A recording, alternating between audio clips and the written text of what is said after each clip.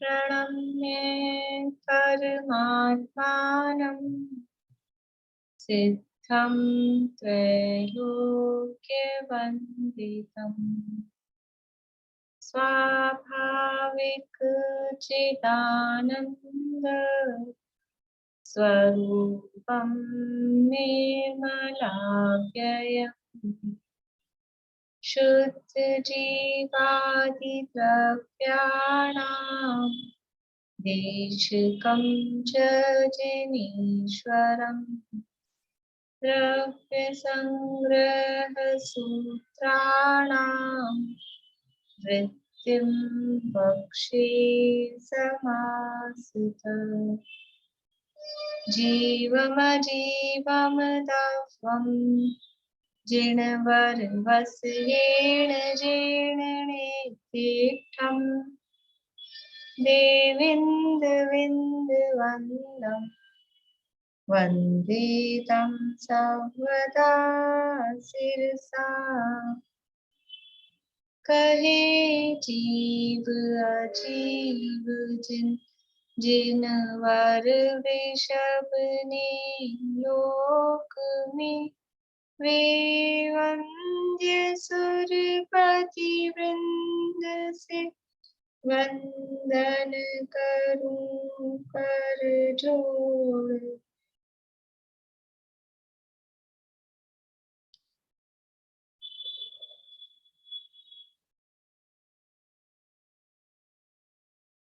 रजनी जी गाथा है, बोलिए।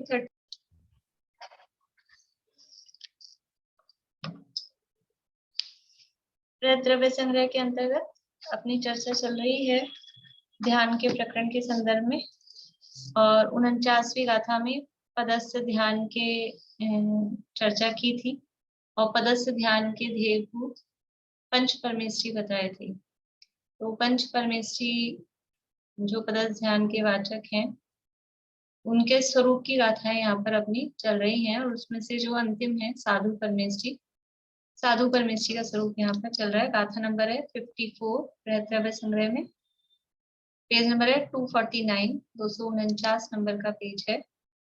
गाथा और पद्यानुवाद का पाठ करेंगे।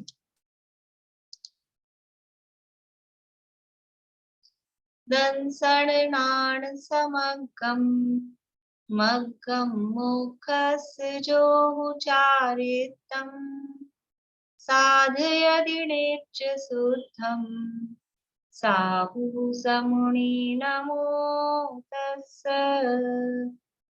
जो ज्ञान दर्शन पूर्वक चारित्र की आराधना कर मोक्ष मार्ग में खड़े उन साधुओं को नमन।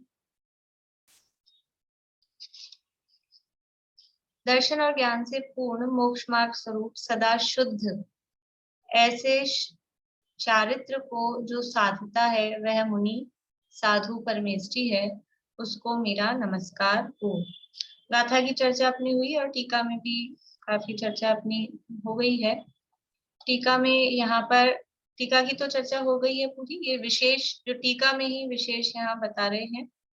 और यहाँ पर गाथा उद्धृत की है, भगवती आराधना की 2 नंबर की गाथा है, और उसमें कहा कि दर्शन ज्ञान चारित्र और तप का जो उद्योतन उद्योग निर्वहन साधन और निस्तरण है उसे सत्पुरुषों ने आराधना कहा है। यानी आराधना किसे कहा कि दर्शन ज्ञान चारित्र और तप, इन 4 चीजों का उद्योतन, उद्योतन का क्या अर्थ बताया था? दर्शन ज्ञान चारित्र तप का उद्योतन, उद्योतन मतलब आप बोलेंगे सुमन जी? उनको प्रकाशित करना, मतलब दोष रहित अतिचार रहित उनको और आगे प्रकाशित करना। हाँ, प्रकाशित करना मतलब निर्दोष रूप से उनका पालन करना।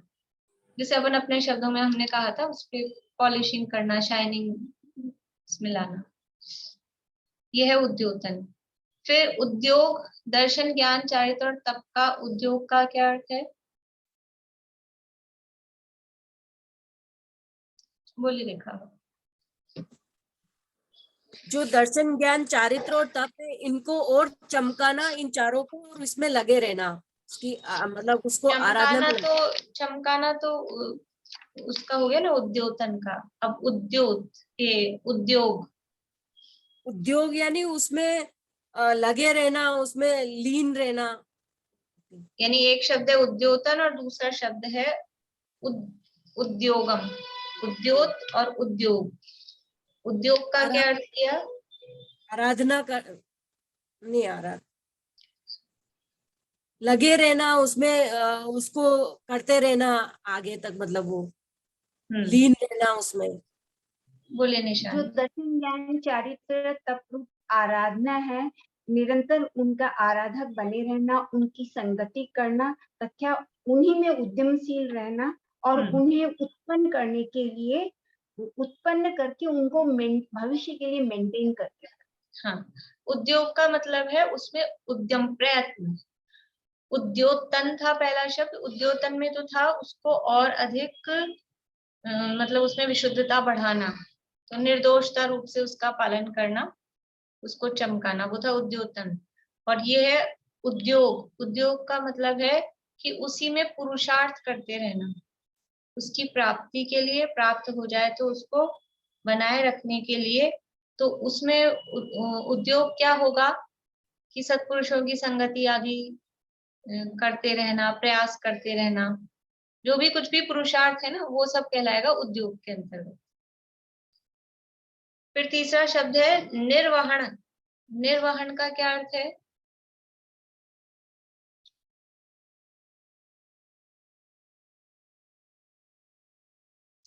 रेणु जी।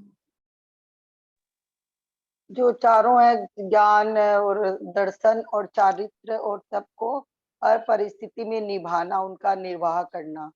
बढ़िया, बहुत अच्छा। निर्वहन यानी निभाना, हर परिस्थिति में उनको उनका निभाना। जो भी दर्शन ज्ञान चारित्र और तप जो ये हमने आराधनाएं धारण की हैं, तो हर परिस्थिति मतलब कैसे भी, चाहे उपसर्गाएं, परीक्षाएं, जो भी कोई भी परिस्थितियां हो, उनमें उनका निर्वाह करना।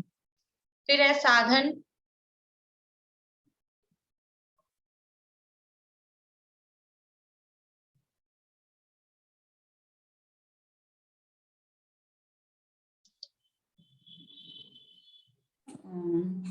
ये बराबर बने रहें, इसके लिए देव शास्त्र गुरु की संगति करना और अपने स्वरूप में लीन, बराबर अपने स्वरूप में लीन रहने का प्रयत्न करना, तो ये साधन हुए। हाँ, मतलब इन आराधनाओं की प्राप्ति के लिए, इनके बनाए रखने के लिए और इनकी वृद्धि के जो साधन जुटाना है, वही साधन है। तो उनके साधन क्या है कि उसके साधन देवशास्त्र गुरु, सत्संगति वही है, तो वो साधन करना। और निस्तरण।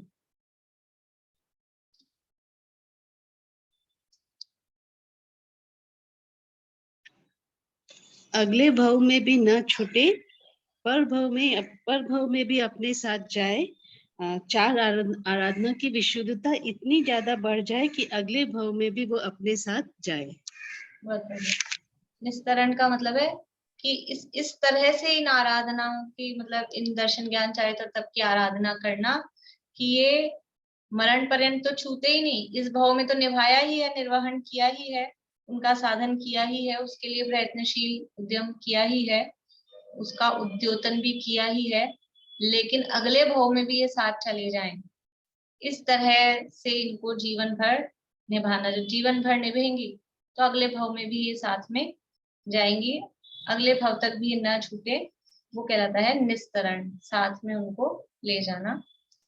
ये यहाँ भगवती आराधना के आधार पे ये हमने देखा था।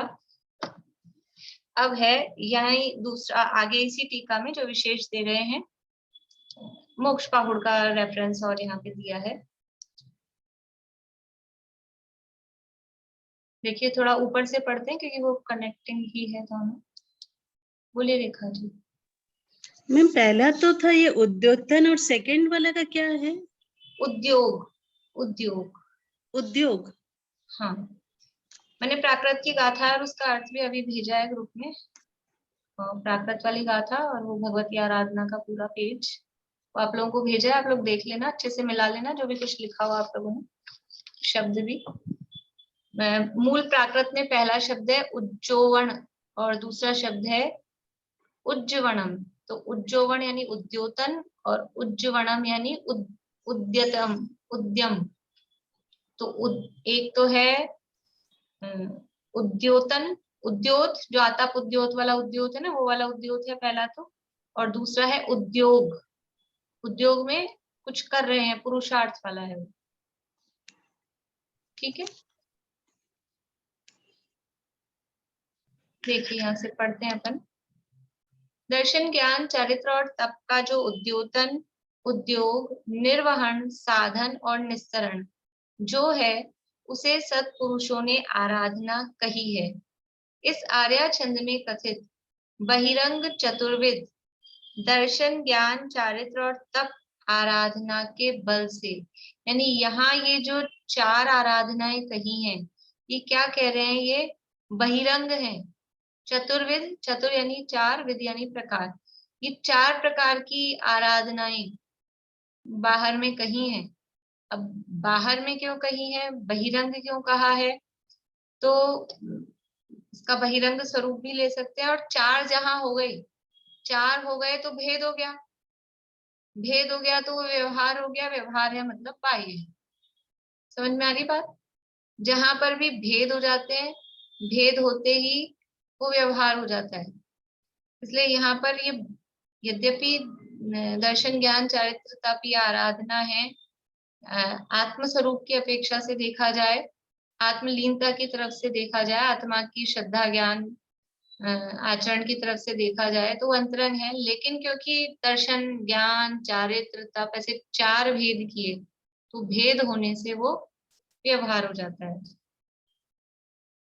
आज जो मैंने एक और प्रवचन की लिंक भेजी है राकेश जी पंडित जी के, उसमें भी इसी तरह की वो अभेद रत्नत्रय, भेद रत्नत्रय वाली बात है, आप लोग सुनना उसको।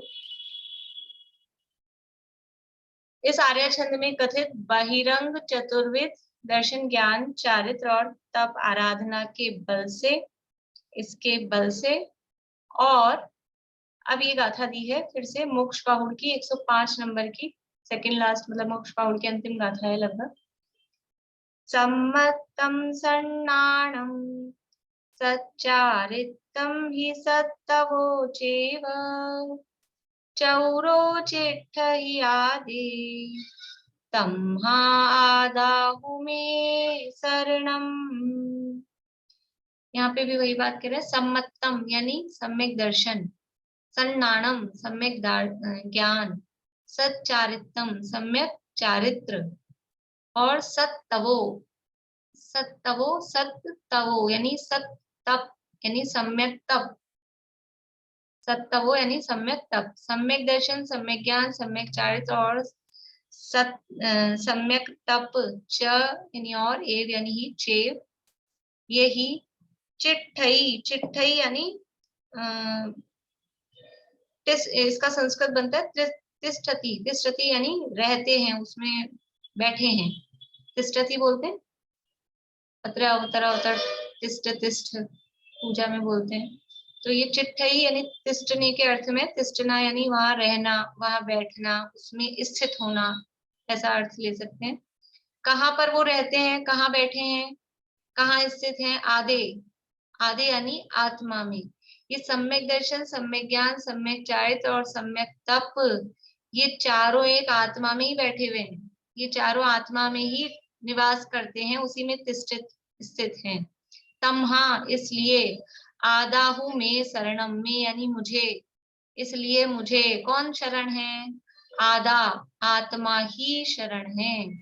हमको आराधनाओं की शरण लेना है, चार आराधना की शरण लेना है, लेकिन ये जो चार आराधनाएं हैं, ऊपर तो बहिरंग भेद करके अलग अलग उनका उद्योतन, उद्योग, निर्वहन ऐसा कहा, और यहाँ कह रहे हैं कि ये सम्यक दर्शन, सम्यक ज्ञान, सम्यक चारित्र और सम्यक तप, ये चारों के चारों आत्मा में ही बैठे हुए हैं, आत्मा में ही निवास करते हैं, इसलिए मुझे इनकी शरण लेना। इसका मतलब किसकी शरण लेना, इसलिए आत्मा ही मुझे शरणभूत है। देखिए अर्थ, सम्यक दर्शन, सम्यक ज्ञान, सम्यक चारित्र और सम्यक तप, ये चारों आत्मा में निवास करते हैं, इस कारण आत्मा ही मुझे शरणभूत है। ये गाथा बहुत यानी जिन लोगों ने कुंद कुंद शतक सुना होगा उनके लिए एकदम समझ लीजिए जानी हुई है। उसमें पद्यानुवाद दिया है।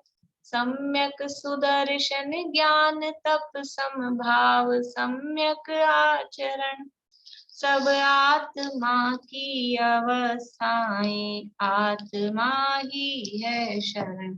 ये सब आत्मा की अवस्थाएं। इससे पहले वो अरहंत सिद्धाचार्य पाठक साधु है परमेष्टिपण, सब आत्मा की अवस्थाएं आत्मा ही है शरण, इससे पहले वो गाथा दी, उसके बाद ये गाथा दी। यानी ये जो चाहे अरहंत सिद्धाचार्य पाठक इस रूप में अवस्थाएं करो, देखो अरहंत सिद्धाचार्य उपाध्याय साधु, ये कौन सी अवस्थाएं हैं, यानी कौन सी पर्याय है? कौन सी पर्याय है? मतलब अर्थ पर्याय है कि व्यंजन पर्याय है? अरहंत सिद्धाचार्य उपाध्याय साधु अर्थ पर्याय है कि व्यंजन पर्याय है?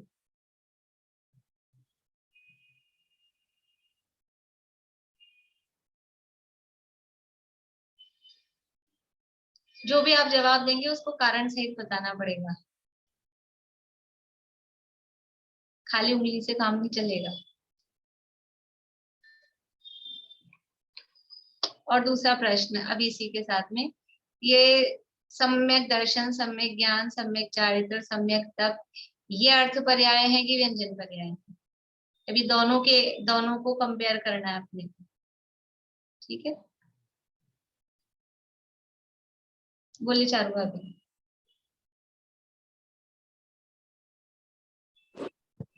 हाँ, आपने एक तो पहला क्वेश्चन तो सम्यक दर्शन, सम्यक ज्ञान, सम्यक चारित्र और सम्यक तप, ये पर्याय पूछी है ना?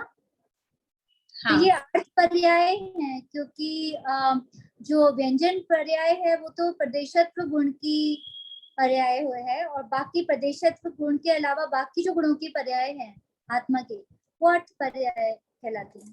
ठीक है, बढ़िया। और दूसरा क्वेश्चन, अरहंत सिद्धाचार्य पाठक, ये कौन सी पर्याय है? ये भी जो आत्मा की अवस्थाएं हैं, ये भी अर्थ पर्याय है। एक्चुअली इसमें अर्थ और अर्थ पर्याय है। अब यहाँ पर वो दूसरा अर्थ भी लेना पड़ेगा। चलिए ठीक है आपका। अभी और किसी से भी बात करते हैं अपन। सुनीता आंटी बोलिए। ये अरहंत सिद्ध आचार्य, ये मतलब व्यंजन पर्याय है, क्यों? इसकी प्रदेश गुण की अवस्था आ रही है इसमें। ठीक है जवाब, लेकिन कारण सही आना चाहिए। प्रमिला जी। सिद्ध में तो शुद्ध पर्याय प्रकट हो गई, इसलिए वो शुद्ध व्यंजन पर्याय तो वैसे हो गया। और अरहंत तो अभी संसार अवस्था में ही है, अशुद्ध पर्याय है, ये अशुद्ध व्यंजन पर्याय आचार्य और अरहंत। नहीं, जवाब सही है लेकिन कारण सही नहीं आ रहा। कर्मों का नाश हो गया। अब मैं आपको हिंट देती हूँ। अपन ने दो शब्द पढ़े थे, अर्थ पर्याय के लिए, व्यंजन पर्याय के लिए अपन ने दूसरे शब्द भी पढ़े थे, तो वो दूसरे शब्द से अर्थ निकलेगा। आप कौन बता सकते हैं?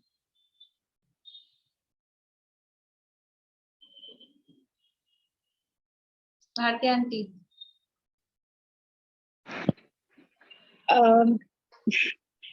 गलत होएगा मेरा तो। व्यंजन अर्थ पर्याय नहीं, सॉरी, विभाग स्वभाव।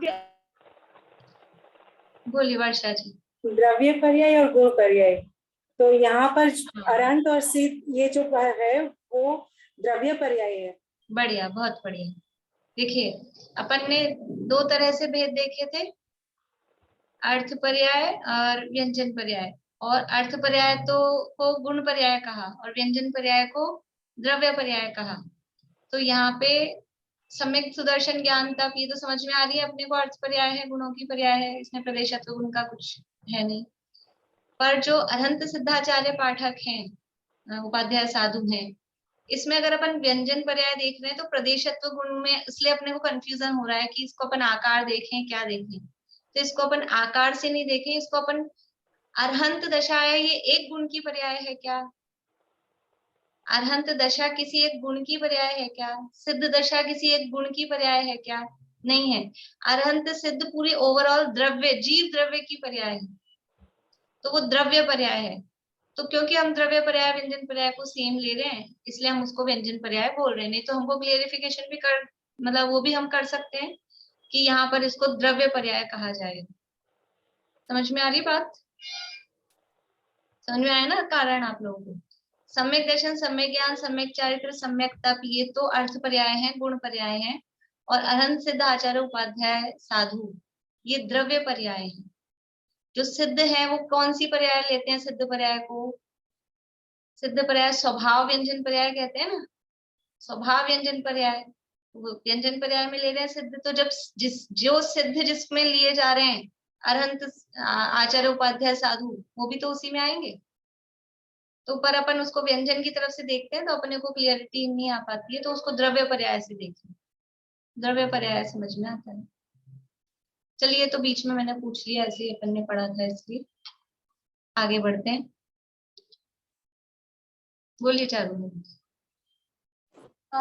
ये द्रव्य पर्याय तो समान जाति और असमान जाति द्रव्य पर्याय आता है ना, तो सिद्ध अवस्था में समान जाति द्रव्य पर्याय है वो, मतलब किस तरह से लेंगे?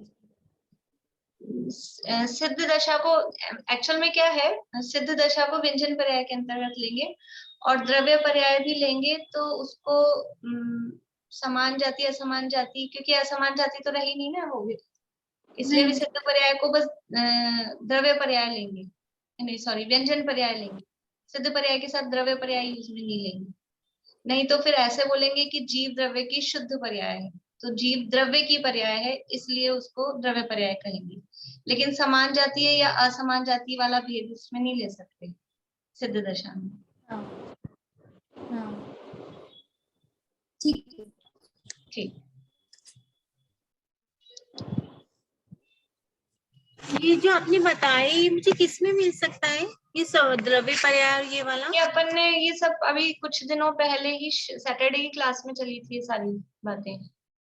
सैटरडे को जो क्लास होती है ना जैन बेसिक, हाँ, तो ये चला था, इसीलिए मैंने पूछ लिया। इसमें सब पढ़ाया था। अभी पिछले ये जो आत्मा परमात्मा वाला चैप्टर चल रहा है, उससे पहले वही चला था। अच्छा, वो सारी व्यंजन पर्याय में ना स्वभाव व्यंजन पर्याय, व्यभाव व्यंजन पर्याय, तो व्यंजन पर्याय की जीवों में जाएगी। और जो ये समान है, समान जाति द्रव्य पर्याय दूसरी व्यंजन पर्याय वाली, तो वो सिर्फ पुद्गल में जाएगी। पुद्गल में होता है ना समान जाति द्रव्य पर्याय, समान जाति तो पुद्गल में ही जाएगी, असमान तो जीव और पुद्गल की मिली हुई होगी। नहीं, वो तो ठीक है। मैं ये कहने जा रही, किसी ने क्वेश्चन किया था ना समान जाति, वो जीवों में कोई नहीं जाएगी, वो उसी में जाएगी। हाँ, जीवों में तो जाएगी नहीं, जीवों में तो जाएगी नहीं, हाँ, वो तो उन्होंने यही वैसे बताने की बात थी। वो तो उन्होंने जिसने वैसे पूछा, हाँ, वो इसीलिए मैं कह रही बीच में वो समान जाति उसमें जाएगी सिर्फ पुद्गलों में। वो तो उन्होंने यही पूछने के लिए पूछा था कि इन दोनों में से नहीं जाएगी तो फिर किस में लेंगे, ऐसा करके।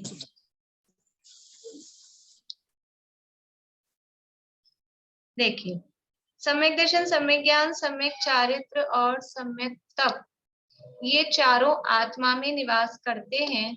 इस कारण आत्मा ही मुझे शरणभूत है। इस गाथा में कथित अभ्यंतर ऐसे निश्चय चतुर्विध आराधना के बल से, देखो दो प्रकार की आराधना यहाँ बता रहे हैं। क्या बता रहे हैं? देखिए, एक तो कहा ऊपर जो ये भगवती आराधना की गाथा दी, उसमें कहा है बहिरंग चतुर्विध आराधना। ये दर्शन ज्ञान चारित्र तप, यहाँ जो स्वरूप बताया है, दर्शन की आराधना क्या, ज्ञान की आराधना क्या, चारित्र की आराधना क्या, वो जो उनका महास्वरूप है वो कहा है बहिरंग।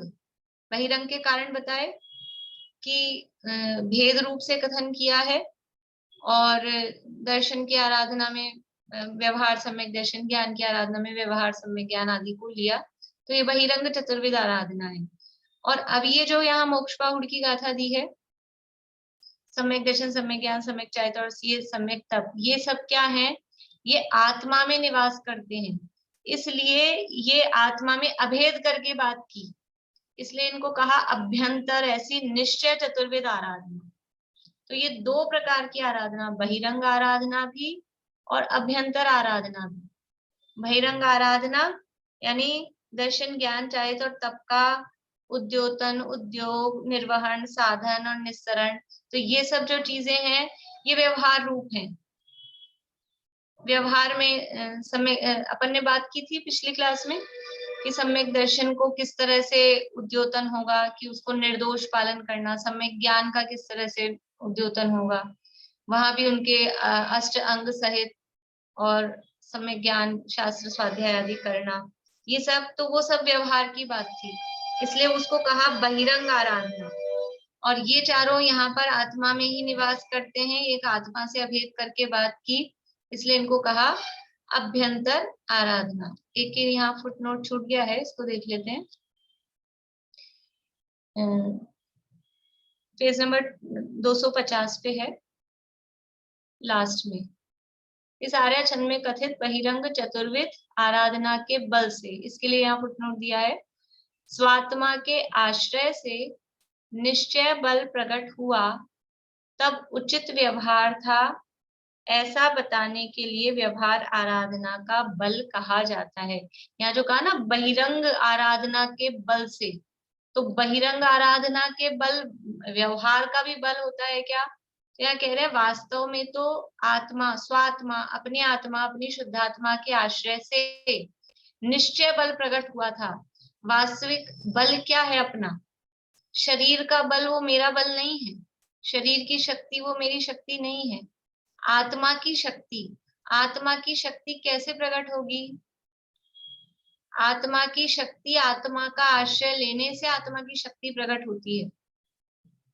देखो ऐसा होता है, जिनमें रुचि होती है ना, जिस चीज में, उस काम से उसको ताकत मिलती है, पावर आती है। मतलब आप देखो कोई व्यक्ति बहुत बीमार हो और बीमार है, ऐसे ताकत नहीं है, कुछ भी नहीं, लेकिन उसकी रुचि वाले व्यक्ति आ जाए घर में। रुचि वाले मतलब जिनसे उनका मन मिलता है, जिनसे वो मिलना चाहते हैं। समझ लो लेडीज के लिए पीहर वाले आ जाएं, तो क्या होता है कि वो बल आ जाता है, अपने आप ही ताकत आ जाती है। तो जहां रुचि होती है, यानी अपनों से बल मिलता है, जो अपने होते हैं ना, ऐसे दुनिया में भी कहते हैं अपनों का एक वो रहता है, हमको अपनों के साथ रहो तो एक थोड़ी सी ताकत रहती है, तो अपनों से बल मिलता है। तो आत्मा को बल किससे मिल रहा है? आत्मा का अपना कौन? आत्मा का अपना आत्मा ही है और कोई है नहीं। इसलिए वो जो आत्मा के, ये कहा कि स्वात्मा के आश्रय से, बाहर का जो भी कुछ भी आश्रय लिया है उससे बल नहीं मिलता है, वो तो सब पौद्गलिक है। और वो शरीर को जो बल मिलना होता है वो उसके अपनी योग्यता है। लेकिन आत्मा के आश्रय से निश्चय बल प्रकट हुआ। वास्तविक सच्चा बल क्या है कि अपनी आत्मा का आश्रय लेते हैं तो वो अंदर में एक अलग ही ताकत, पावर, आत्मिक बल प्रकट होता है तब।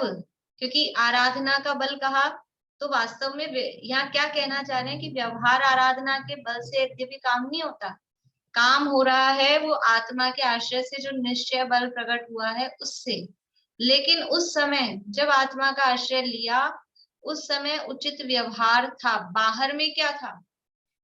जिस समय अंदर से जैसे वही बीमार व्यक्ति को अंदर से ताकत आई, तो वो ताकत आई है खुद की ही, खुद में से ही। लेकिन बाहर में कौन थे उस समय? कि बाहर में उसके मित्र, भाई, बंधु जो थे वो बाहर में थे। यानी वो तभी आएगी, और लोग होंगे, नौकर चाकर लगे हों, समझ लो सब व्यवस्था करने वाले, तो नहीं आएगा।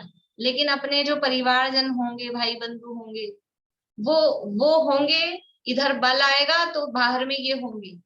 ऐसे ही आत्मा का बल प्रकट होगा आत्मा के आश्रय से। और जब आत्मा में आत्मा के आश्रय से वो बल प्रकट होगा, तब बाहर में क्या होगा कि बाहर में ये व्यवहार, दर्शन, ज्ञान, चारित्र और तप, इनका जो उद्योतन है, उद्योत है, निर्वहन है, साधन है, निस्तरण है, ये बाहर में ये होगा। वही बात यहाँ कह रहे हैं, स्वात्मा के आश्रय से निश्चय बल प्रकट हुआ, तब उचित व्यवहार था, ऐसा बताने के लिए व्यवहार आराधना का बल कहा जाता है। यानी ऐसा नहीं हो सकता कि आत्मा के आश्रय से निश्चय बल प्रकट हो और बाहर में कोई व्यक्ति विषय भोग भोग रहा है, टीवी देख रहा है कि घूम रहा फिर रहा है कि स्त्री सेवन कर रहा है, ऐसा नहीं होगा। तब बाहर में ये दर्शन ज्ञान चारित्र और तप की व्यवहार रूप आराधना, वो बाहर में सच्चे देवशास्त्र गुरु के निमित्त यानी कि निशंकित आदि अंगों का पालन होगा, सत्य शास्त्रों का, सच्ची शास्त्रों का अध्ययन होगा, बाहर में व्रतादि रूप कुछ आचरण होगा, यही व्यवहार बाहर में होगा। इसका नाम है उचित व्यवहार। उचित व्यवहार का मतलब जिसके साथ जो व्यवहार होना चाहिए, जिसके पहले जो काम होना चाहिए, जिस तरह का शुभ भाव होना चाहिए, वही शुभ भाव उस समय होता है, उसे बोलते हैं उचित व्यवहार।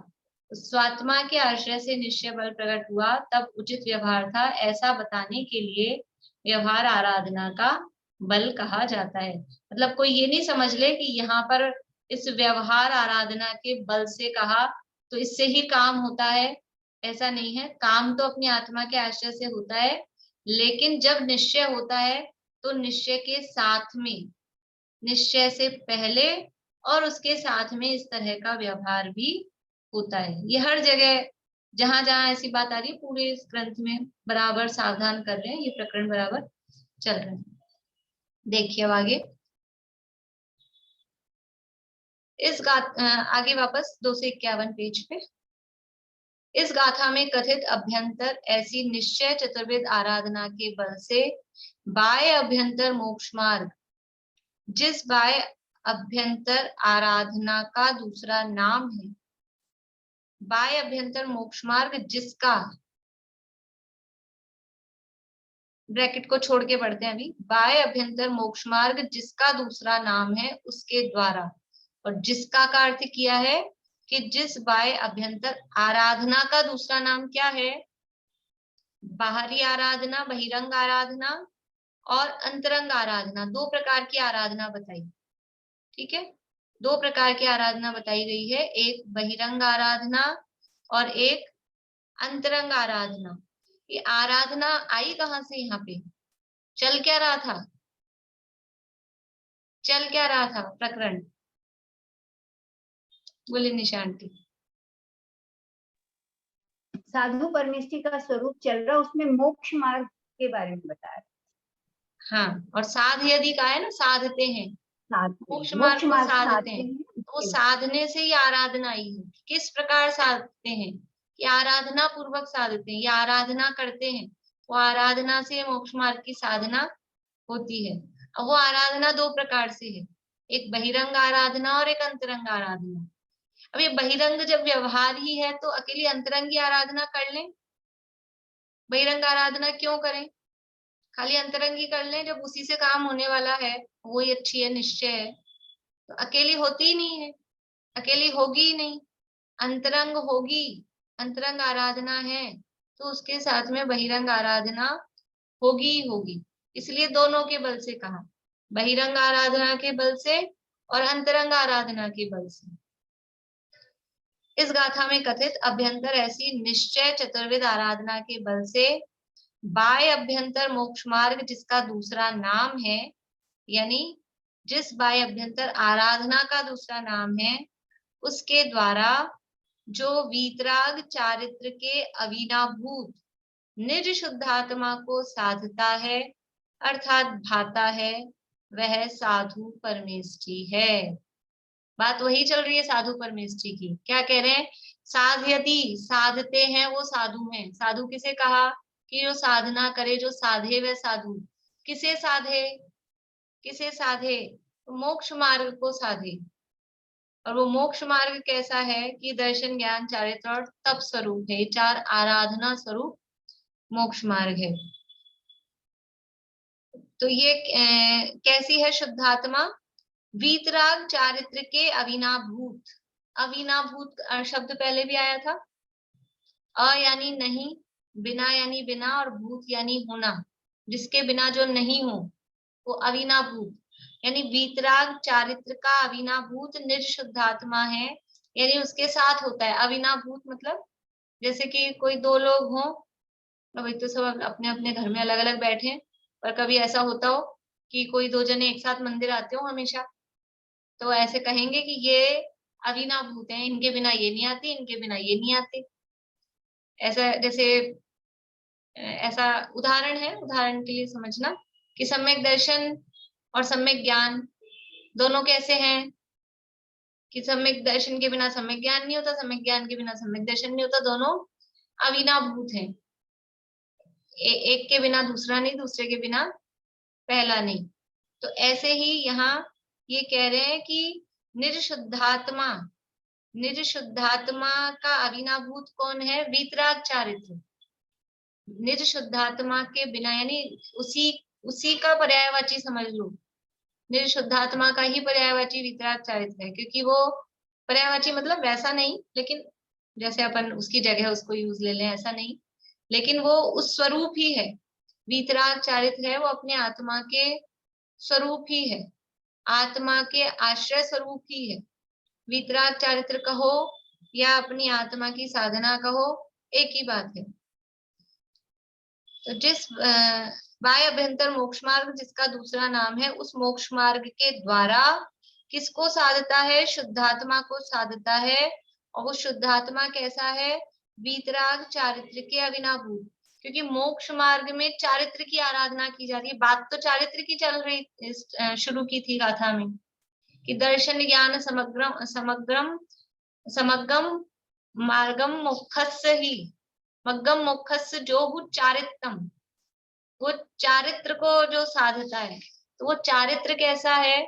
वो चारित्र है वो शुद्धात्मा का। चारित्र कैसा होता है? वीतराग। और वो शुद्धात्मा का अविनाभूत है, मतलब आत्मा की लीनता रूप ही है। वीतराग चारित्र है वो आत्मा से अलग नहीं है, आत्मा के बिना नहीं हो सकता।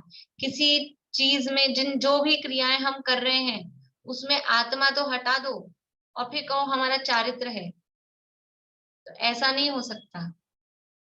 हम व्रत करें, तप करें, उपवास करें, चारा जमीन देख के चल रहे हैं और जो भी कर रहे हैं, क्या वो वीतराग चारित्र है? उसमें शुद्धात्मा है क्या? उसमें शुद्धात्मा नहीं। जहां शुद्धात्मा है वहां वीतराग चारित्र है। यानी शुद्धात्मा के बिना वो सारी क्रियाएं मात्र शुभ भाव है। तो जो शुद्धोपयोग रूप वीतराग चारित्र का मतलब क्या है? शुद्धोपयोग रूप जो अवस्था है वो वीतराग चारित्र है। लेकिन जब ये शुद्धोपयोग रूप अवस्था होती है और इसके साथ में बाहर में बहिरंग भी होता है, तो वो बहिरंग भी क्रियाएं, वो व्यवहार आराधना भी होती है। फिर से ऊपर से पढ़ती हूँ, एक बार देखिएगा समझ में आया कि नहीं।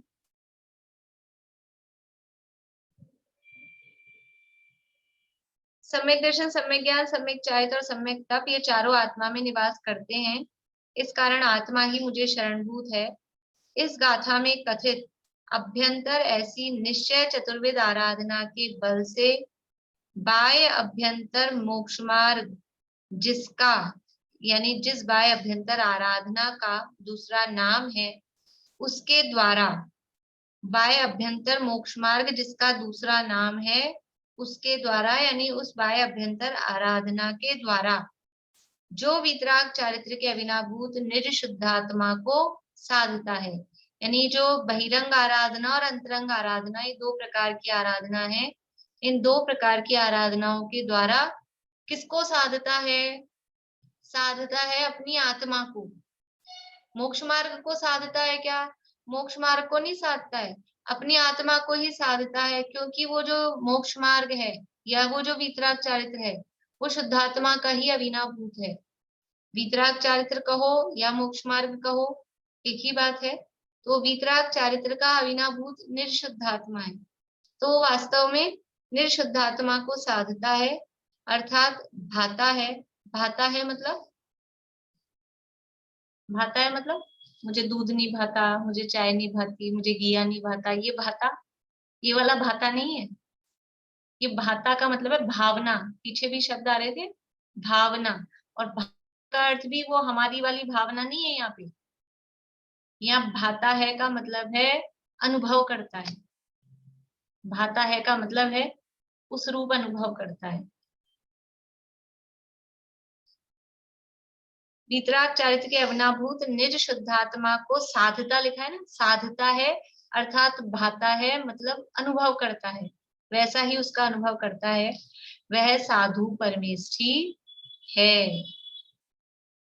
उसे ही मात्र सहज शुद्ध सदानंद नित्यानंद की अनुभूति जिसका लक्षण है, ऐसा भाव नमस्कार और नमो लोए सब साहुणम ऐसा द्रव्य नमस्कार हो।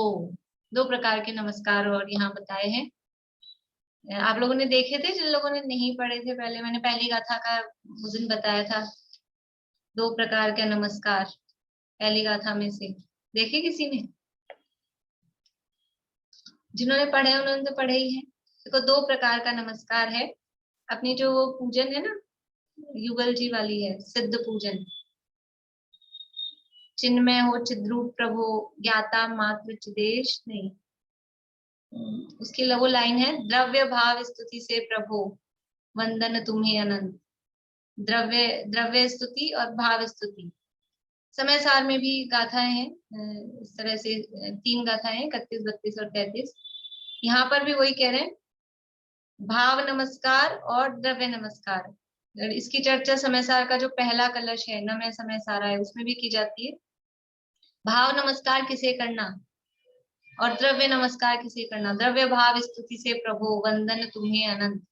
तो द्रव्य स्तुति किसे कहते हैं कि हाथ जोड़े, सिर झुकाया, अष्टांग नमस्कार कर दिया, ये द्रव्य स्तुति।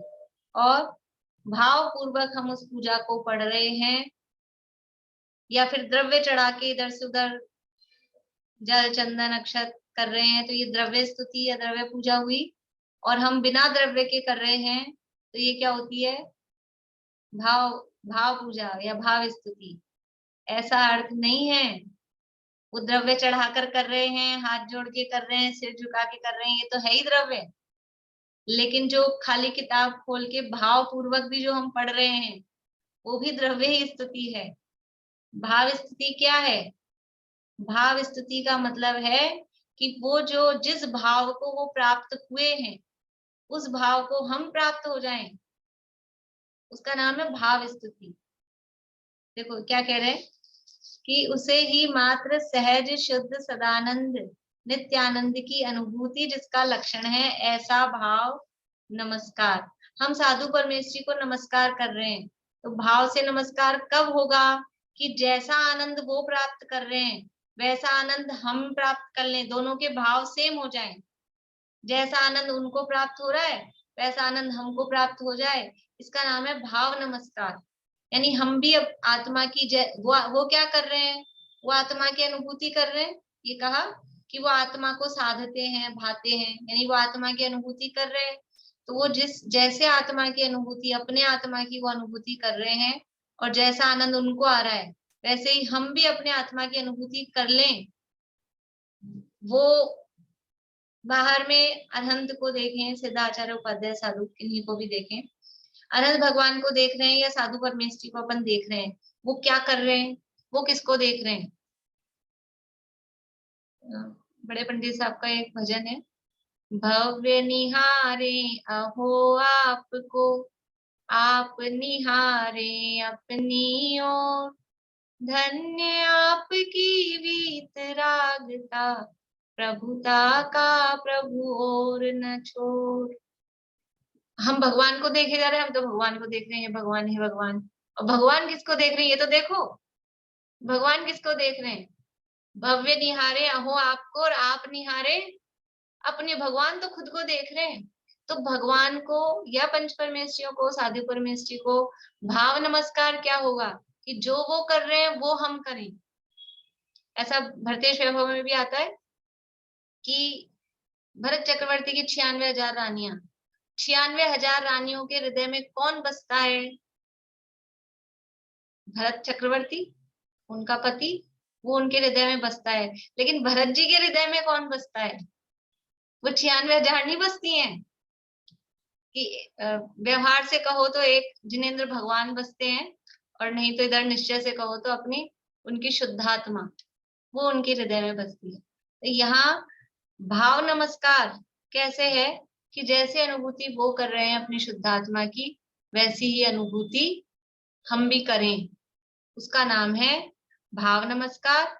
और बाहर में हमने बोला नमो लोए सव्व साहुनम, तो ये नमो, ये जो शब्दों से द्रव्य नमस्कार होगा, मन से, वचन से, काया से जो नमस्कार हो रहा है वो द्रव्य नमस्कार है। मन से भी जो हो रहा है, इसलिए हमने कहा ना हम चाहे भाव पूर्वक पढ़ रहे हैं, वो सब मन का व्यापार है। मन से हो रहा है, शब्दों से बोल रहे हैं साधु परमेश्वरी की जय हो, अनंत भगवान की जय हो, अनंत भगवान को नमस्कार हो, ये वचनों से द्रव्य नमस्कार है। और हाथ जोड़ा, सिर झुकाया, जो भी क्रियाएं की, वो सब शरीर से, काया से द्रव्य नमस्कार है। तो मन वचन काया से जो हो रहा है वो तो द्रव्य नमस्कार है, और अपना उपयोग अपने आत्मा में जुड़ जाए उसका नाम है भाव नमस्कार। तो इस तरह से ऐसा भाव और द्रव्य नमस्कार हो, इस तरह से गाथा की टीका तो हो गई है। अब वो ये जो प्रकरण पूरा हुआ है उसका पैराग्राफ यहाँ दिया है, इसके बाद में फिर ध्यान के प्रकरण के उपसंहार का गाथाएं आएंगी। मैम, मैं जो भाव नमस्कार और द्रव्य नमस्कार की डेफिनेशन लिखी थी वो शायद बुक से ही लिखी थी कि जो 5 अस्तिकाएं, 6 द्रव्य, 7 तत्व, 9 पदार्थ के द्वारा जो एक देह शुद्ध निश्चय से स्व शुद्धात्मा आराधना लक्षण भाव स्तवन है, तथा असदमुत व्यवहार नहीं से उसके प्रतिपादक वचन रूप द्रव्य स्तवन द्वारा नमस्कार करता हूँ। ठीक है, चलो ये जय श्री